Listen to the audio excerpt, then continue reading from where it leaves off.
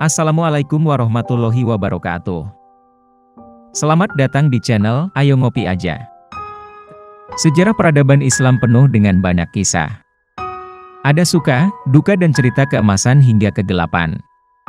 Umat Islam berjibaku dengan beragam peristiwa dalam membangun sebuah peradaban yang hingga hari ini mampu menyebar ke berbagai negara.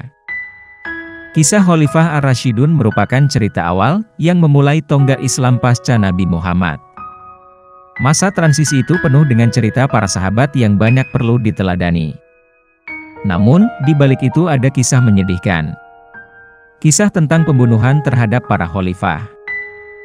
Dari keempat khalifah mungkin hanya Abu Bakar yang wafat tanpa melalui tragedi pembunuhan. Walaupun ada riwayat lain yang mengatakan bahwa Abu Bakar wafat karena sakit akibat racun. Tentu, pembunuhan ini masih menjadi misteri. Sementara, riwayat lain beliau meninggal karena sakit demam sebagaimana diriwayatkan oleh Aisyah. Ketiga khalifah selanjutnya mempunyai cerita yang berbeda. Semua khalifah wafat karena pembunuhan sadis. Khalifah Umar bin Khattab pengganti Khalifah Abu Bakar wafat di saat memimpin sholat subuh berjamaah. Dia meninggal ditikam di tangan budak yang pura-pura ikut sholat berjamaah. Para sahabat menggambarkan kejadian memilukan itu sebagai tragedi pertama dalam sejarah khalifah. Jika Khalifah Umar mati di tangan para budak non-muslim, lain halnya dengan kematian para pengganti setelahnya. Perang saudara mewarnai kematian para khalifah berikutnya. Dan para pembunuh khalifah adalah sesama muslim yang diwarnai dengan pertikaian politik dan bahkan legitimasi agama. Fitnah umat Islam seputar politik menjadi sangat kencang dan sulit membedakan ini adalah persoalan politik atau atas nama Islam. Para pembunuh khalifah adalah para pemberontak yang juga mengaku dirinya mencintai Allah dan Rasul-Nya. Selain itu mereka mengklaim diri mereka adalah sang pembela Islam. Atas pemikiran pembelaan agama pun, mereka tak segan untuk membantai siapapun yang dianggap kafir, termasuk para khalifah. Tragedi berdarah kedua di masa khalifah terjadi di masa kekhalifahan Utsman bin Affan sebagai pengganti khilafah Umar bin Khattab. Utsman bin Affan dibunuh oleh para pemberontak yang memang mengincar kekuasaannya. Kesadisan mereka, jenazah Utsman pun tidak langsung dikuburkan setelah kematiannya. Banyak riwayat yang menuliskan bahwa khalifah ketiga ini dikuburkan setelah 2 hari beliau meninggal. Dan bahkan para pemberontak sesama muslim itu tega untuk tidak menyolatkan jenazahnya, padahal disolatkan oleh sesama muslim merupakan hak dari jenazah.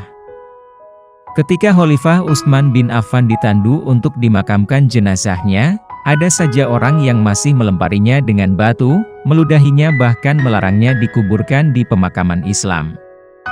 Sungguh fitnah dan tragedi yang memilukan di balik kisah ini.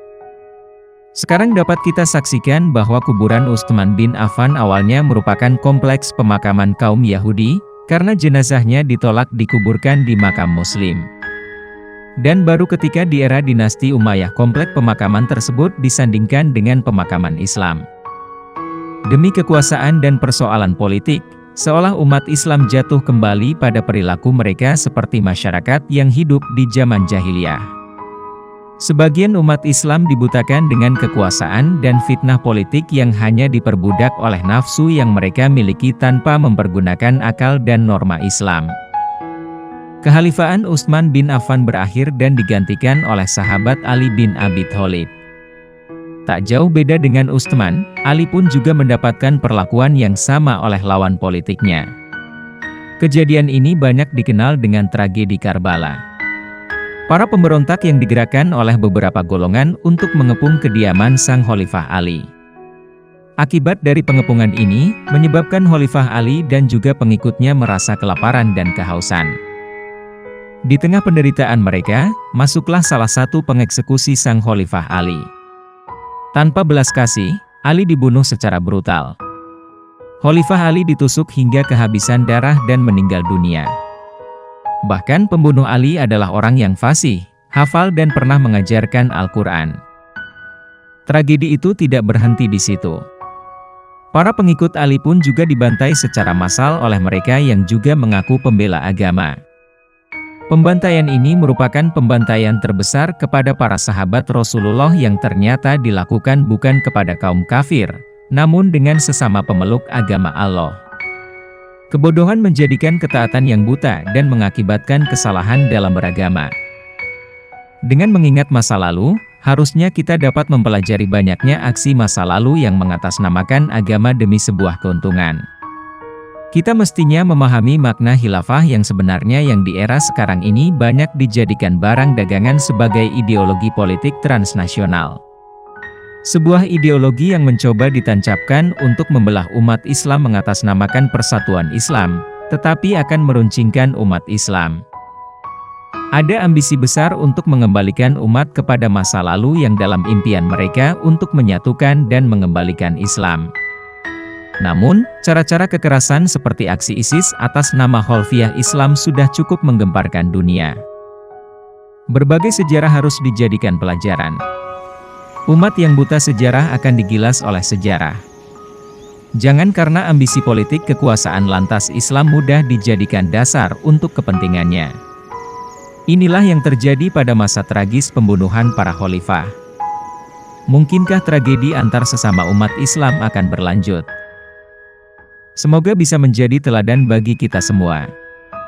Amin. Terima kasih sudah menonton. Wassalamualaikum warahmatullahi wabarakatuh.